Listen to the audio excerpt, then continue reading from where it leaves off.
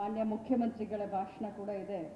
ನಾನು ಜಾಸ್ತಿ ಹೊತ್ತನ್ನು ತೆಗೆದುಕೊಳ್ಳದೆ ಇವತ್ತಿನ ಕಿಸಾನ್ ಸಭಾ ಟ್ರಸ್ಟ್ ಸಭಾಭವನ ಉದ್ಘಾಟನೆ, ಭಾರತ ರತ್ನ ಶ್ರೀ ಡಾಕ್ಟರ್ BR ಅಂಬೇಡ್ಕರ್ ಭವನದ ಉದ್ಘಾಟನೆ, ಅದೇ ರೀತಿ ಈ ಒಂದು ಮಹಾತ್ಮ ಗಾಂಧಿ ವಸತಿ ಶಾಲೆಯ 35ನೇ ವರ್ಷದ ವಾರ್ಷಿಕೋತ್ಸವದ ಸಂಭ್ರಮ, ಈ ಒಂದು ಕಾರ್ಯಕ್ರಮದಲ್ಲಿ ಭಾಗವಹಿಸಿದಂಥ ನಮ್ಮ ರಾಜ್ಯದ ಹೆಮ್ಮೆಯ ಮುಖ್ಯಮಂತ್ರಿಗಳಾದಂಥ ಶ್ರೀ ಸಿದ್ದರಾಮಯ್ಯ ಸರ್, ಅದೇ ರೀತಿ ಈ ಒಂದು ಕಿಸಾನ್ ಸಭಾ ಟ್ರಸ್ಟ್ನ ಸಂಸ್ಥಾಪಕರು, ನಮ್ಮ ರಾಜ್ಯದ ಮಾಜಿ ಮುಖ್ಯಮಂತ್ರಿಗಳು, ಕೇಂದ್ರದ ಮಾಜಿ ಸಚಿವರು, ನಮ್ಮೆಲ್ಲರ ಆದರ್ಶಗಳಾದಂಥ ಮೊಯ್ಲಿ ಸಾಹೇಬ್ರೆ, ಮಧು ಬಂಗಾರಪ್ಪ ಸರ್, ಮಹಾದೇವಪ್ಪ ಸರ್, ಈ ಭಾಗದ ಶಾಸಕರಾದಂಥ ಸುನಿಲ್ ಕುಮಾರ್ ಅವರೇ,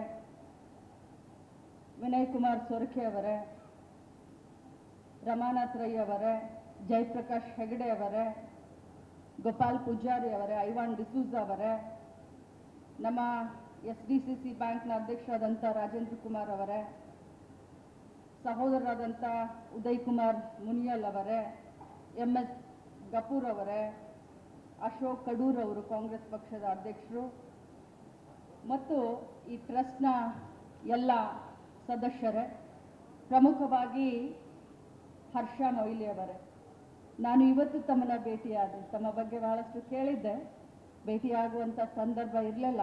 ಬಟ್ ಇವತ್ತು ತಮ್ಮನ್ನ ನಾನು ಮೊದಲೇ ಬಾರಿಗೆ ಭೇಟಿಯಾಗಿದ್ದೇನೆ. ಬಂಧುಗಳೇ, ಮೊಯ್ಲಿ ಸರು ಭಾಷಣ ಮಾಡಬೇಕಾದ್ರೆ ತಮ್ಮ ಜೀವನದ ಅತ್ಯಂತ ಕಹಿ ಘಟನೆಗಳು ಮತ್ತು ಕಹಿ ಸತ್ಯವನ್ನ ನಿಮ್ಮೆಲ್ಲರ ಎದುರುಗಡೆ ಹಂಚಿಕೊಂಡಿದ್ದಾರೆ. ನಾವು ಮುಖ್ಯಮಂತ್ರಿಗಳು ಮಾತನಾಡ್ತಾ ಇದ್ದಂಥ ಸಂದರ್ಭದಲ್ಲಿ ಮುಖ್ಯಮಂತ್ರಿಗಳು ಹೇಳಿದ್ರು, ಇಂಥ ಕಹಿ ಸತ್ಯಗಳೇ ಮನುಷ್ಯನನ್ನ ಎತ್ತರಕ್ಕೆ ತೆಗೆದುಕೊಂಡು ಹೋಗ್ತವೆ, ಅದರಲ್ಲಿ ಮೊಯ್ಲಿ ಅವರು ಆದರ್ಶವನ್ನು ಮೆರೆದಿದ್ದಾರೆ ಅಂತ ಮಾನ್ಯ ಮುಖ್ಯಮಂತ್ರಿಗಳು ಹೇಳಿದರು. 50 ದಶಕದ ವೀರಪ್ಪ ಮೊಯ್ಲಿ ಸಾಹೇಬರ ಸಾಮಾಜಿಕ ರಾಜಕೀಯ ಈ ಒಂದು ಕ್ಷೇತ್ರದಲ್ಲಿ 50 ದಶಕವನ್ನ ಅವರು ಪೂರ್ತಿ ಮಾಡಿದ್ದಾರೆ.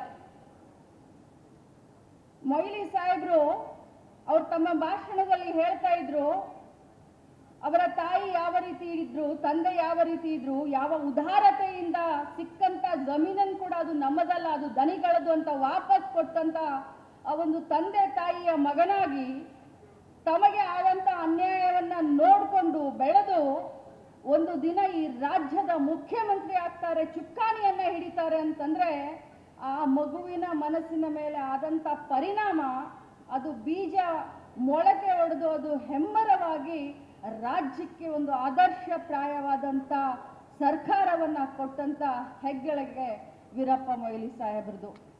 ಮಹಾದೇವಪ್ಪ ಸರ್ ಹೇಳ್ತಾ ಇದ್ರು, ಬಡವರ ಮಕ್ಕಳಿಗೂ ಕೂಡ ಶಿಕ್ಷಣ ಅತ್ಯಂತ ಅವಶ್ಯಕತೆ ಇದೆ.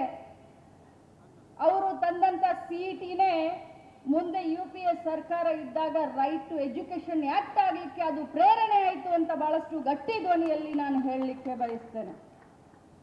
ಬಂಧುಗಳೇ, ಒಂದು ಮಾತನ್ನ ಹೇಳ್ತೀನಿ ನಾನು, ನಮ್ಮ ಮಧು ಬಂಗಾರಪ್ಪ ಅವರಾಗ್ಲಿ, ಮಹಾದೇವಪ್ಪ ಸರ್ ಆಗಲಿ, ನಾವಾಗ್ಲಿ, ನಮ್ಮ ರಾಜ್ಯದ ಮುಖ್ಯಮಂತ್ರಿಗಳಂತ ಸಿದ್ದರಾಮಯ್ಯನವರ ಕ್ಯಾಬಿನೆಟ್ನಲ್ಲಿ ಸಾಮಾಜಿಕ ಬದ್ಧತೆ, ಸಾಮಾಜಿಕ ನ್ಯಾಯ, ಸಾಮಾಜಿಕ ಕಾಳಜಿಯನ್ನ ಇಟ್ಕೊಂಡು ಸಮಾಜಮುಖಿಯಾಗಿ ಇವತ್ತು ಸರ್ಕಾರದ ಯೋಜನೆಯನ್ನ ಎಲ್ಲರ ಮನೆ ಬಾಗಿಲಿಗೆ ಪಕ್ಷಾತೀತವಾಗಿ ಮತ್ತು ಜಾತ್ಯತೀತವಾಗಿ ತಲುಪಿಸುವಂತ ಒಂದು ಕೆಲಸವನ್ನ ನಾವೆಲ್ಲರೂ ಮಾಡ್ತಾ ಇದ್ದೀವಿ ಪ್ರಾಮಾಣಿಕವಾಗಿ. ಇವತ್ತು ನನ್ನ ಇಲಾಖೆಯಲ್ಲಿ ಗೃಹಲಕ್ಷ್ಮಿ ಹಣವನ್ನ ನಮ್ಮ ಮಹಿಳೆಯರು ಸ್ವಾಭಿಮಾನದಿಂದ ಎದ್ದು ನಿಲ್ಲಬೇಕನ್ನುವಂತ ಕಾರಣಕ್ಕೆ ಪ್ರತಿ ತಿಂಗಳು 2,000 ರೂಪಾಯಿ, ಇವತ್ತಿಗೆ ನಾವು 26 ಕಂತುಗಳನ್ನು ಹಾಕಿ ಪ್ರತಿ ಮನೆಯ ಯಜಮಾನಿಗೆ 52,000 ರೂಪಾಯಿ, 1,24,00,000 ಮನೆಯ ಯಜಮಾನಿಗಳಿಗೆ ಒಬ್ಬೊಬ್ಬರಿಗೆ 52,000 ರೂಪಾಯಿಯನ್ನ ಮನೆ ಮನೆಗೆ ತಲುಪಿಸುವಂತ ಕೆಲಸ ಯಾರಾದ್ರೂ ಮಾಡಿದ್ರೆ ಅದು ಸಿದ್ದರಾಮಯ್ಯನವರ ಸರ್ಕಾರ ಮತ್ತು ಮಹಿಳಾ ಮತ್ತು ಮಕ್ಕಳ ಕಲ್ಯಾಣ ಇಲಾಖೆ ಅಂತ ಹೇಳಲಿಕ್ಕೆ ನಾನು ಬಯಸ್ತೇನೆ. ಇದು ಅಭಿವೃದ್ಧಿ. ಅಭಿವೃದ್ಧಿ ಅಂತಂದ್ರೆ ಬರೀ ರೋಡ್ ಅಲ್ಲ, ಅಭಿವೃದ್ಧಿ ಅಂತಂದ್ರೆ ಬರೀ ರಸ್ತೆ ಅಲ್ಲ, ಗಟಾರ್ ಅಲ್ಲ, ಅಭಿವೃದ್ಧಿ ಅಂತಂದ್ರೆ ಶಿಕ್ಷಣ ಇರಬಹುದು, ಆರೋಗ್ಯ ಇರಬಹುದು ಮತ್ತು ಮಹಿಳಾ ಸಬಲೀಕರಣ ಇರಬಹುದು. ಇವತ್ತು ಮಹಿಳಾ ಸಬಲೀಕರಣಕ್ಕೆ ಒಂದು ಕನ್ನಡಿಯನ್ನ ಹಿಡ್ಕೊಂಡು ಇವತ್ತು ಇಷ್ಟೆಲ್ಲ 1,24,00,000 ಮಹಿಳೆಯರಿಗೆ ಒಂದು ಸ್ವಾಭಿಮಾನದ ಜೀವನವನ್ನ ಕೊಡ್ತಾ ಇದೀವಿ ಅಂತ ಹೇಳಿದ್ರೆ ನಿಜವಾಗ್ಲೂ ನಮಗೆ ಸ್ವಾರ್ಥಕತೆ ಅನಿಸುತ್ತೆ. ಚುನಾವಣೆಯ ಸಂದರ್ಭದಲ್ಲಿ ತಮಗೆಲ್ಲ ಕೊಟ್ಟ ಭಾಷೆಯನ್ನ ಅದೇ ರೀತಿ ನಾನು ಮಾನ್ಯ ಸಾಹೇಬರಿಗೆ, ಮುಖ್ಯಮಂತ್ರಿ ಅವರಿಗೆ ಹೇಳಲಿಕ್ಕೆ ಬಯಸ್ತೇನೆ. ಸರ್, ಉಡುಪಿಯಲ್ಲಿ ನಾವು ಯಾವ ಒಂದು ಸೀಟ್ ಕೂಡ ಗೆಲ್ಲಿಲ್ಲ, 5ಕ್ಕೆ 5 ಕೂಡ ಬಿಜೆಪಿ ಗೆತ್ತು. ಆದ್ರೆ ಉಡುಪಿ ಜಿಲ್ಲೆಯಲ್ಲಿ ಇಡೀ ರಾಜ್ಯದಲ್ಲಿ ಹೈಯೆಸ್ಟ್ ಗೃಹಲಕ್ಷ್ಮಿಗಳು ಯಾರಾದ್ರೂ ಜಿಲ್ಲೆಯಲ್ಲಿ ಜಾಸ್ತಿ ಇದ್ರೆ ಅದು ಉಡುಪಿ ಜಿಲ್ಲೆ ಅಂತ ಹೇಳಲಿಕ್ಕೆ ಬಯಸ್ತೇನೆ. ಹೈಯೆಸ್ಟ್. ನಾನು ನಮ್ಮ ಉದಯ್ ಕುಮಾರ್ ಮುನಿಯಲ್ ಅವ್ರನ್ನ ಈ ಸಂದರ್ಭದಲ್ಲಿ ನಾನು ಅವ್ರನ್ನ ಪ್ರಶಂಸೆ ಮಾಡಲಿಕ್ಕೆ ಬಯಸ್ತೇನೆ.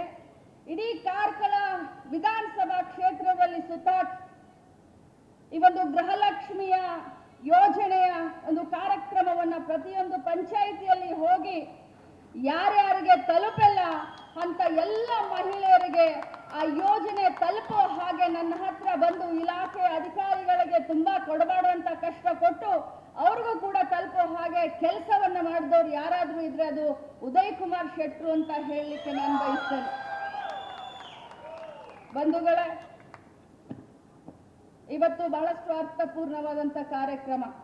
ಮಹಾತ್ಮ ಗಾಂಧೀಜಿಯವರ ಹೆಸರಿಟ್ಟಂತ ಈ ಒಂದು ಶಾಲೆ 35 ವರ್ಷ ನಿಸ್ವಾರ್ಥತೆಯಿಂದ ಯಾರು ಕೇಳಲಿಕ್ಕೆ ಸಾಧ್ಯವಿಲ್ಲ, ಯಾರು ಅಲ್ಲಿ ಇಲ್ಲಿ ಬೀದಿಯಲ್ಲಿ ಇದ್ದಂಥವ್ರು ಇರಬಹುದು ಅಥವಾ ಅನಿವಾರ್ಯ ಪರಿಸ್ಥಿತಿಯಲ್ಲಿ ಅವರಿಗೆ ಕಲಿಸ್ಲಿಕ್ಕೆ ಸಾಧ್ಯವಾದಂತ ಪರಿಸ್ಥಿತಿಯಲ್ಲಿ ಅಂತ ಮಕ್ಕಳನ್ನ ತಮ್ಮ ಶಾಲೆಯಲ್ಲಿ ಇಟ್ಕೊಂಡು ಯಾವುದೇ ರೀತಿಯಾದಂತ ಡೊನೇಷನ್ ಇರಬಹುದು, ಸ್ಕೂಲ್ ಫೀ ಇರಬಹುದು ಅಥವಾ ಊಟ ವಸತಿಯನ್ನ ಕೂಡ ಫ್ರೀಯಾಗಿ ಕೊಟ್ಟು ಆ ಮಕ್ಕಳ ಭವಿಷ್ಯವನ್ನ ರೂಪಿಸ್ತಾ ಇರುವಂತ ಈ ಮಹಾತ್ಮ ಗಾಂಧಿ ಶಾಲೆಗೆ 35 ವರ್ಷದ ವಾರ್ಷಿಕ ಸಂಭ್ರಮ.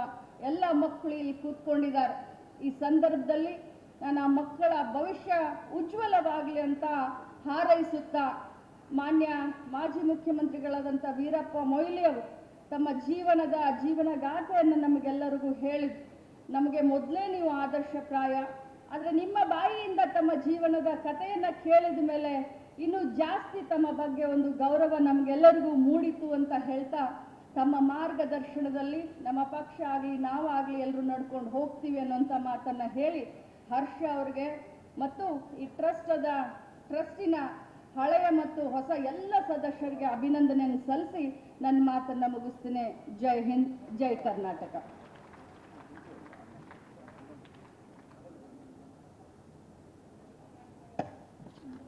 ಹೆಚ್ಚಿನ ವಿಡಿಯೋಗಳಿಗೆ ಪ್ರತಿಧ್ವನಿ ಯೂಟ್ಯೂಬ್ ಚಾನೆಲ್ ಸಬ್ಸ್ಕ್ರೈಬ್ ಮಾಡಿ, ಬೆಲ್ ಐಕಾನ್ ಕ್ಲಿಕ್ ಮಾಡಿ.